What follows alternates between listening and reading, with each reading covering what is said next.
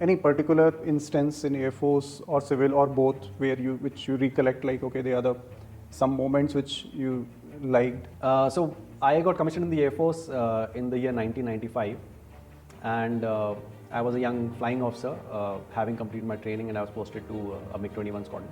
And in '99 is when the Kargil War happened, and I was lucky. I would say I was lucky that my squadron was one of the squadrons which was deployed directly into the scenario. So we were operating out of this place called Avantipur. Avantipur is another Air Force station very close to Srinagar.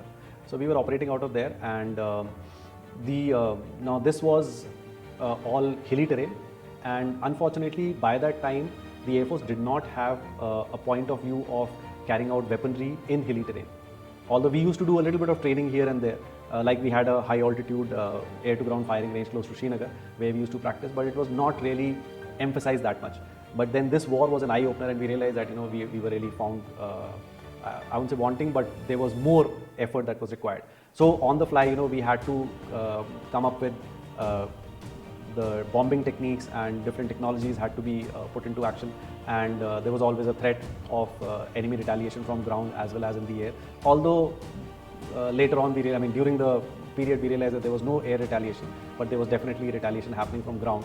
So that had to be mitigated, and so it was a very, very challenging and a very interesting point in my life where a lot of people, they join the defense forces and they retire having not experienced even a single war or a conflict.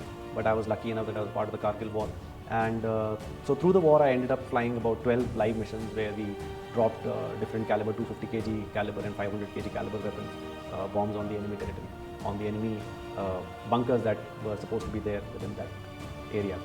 So that was definitely a high point in my life. And I also remember that while we were in Avantipur, that is the time I got my promotion from a flying officer to a flight lieutenant. So that also happened at that time only.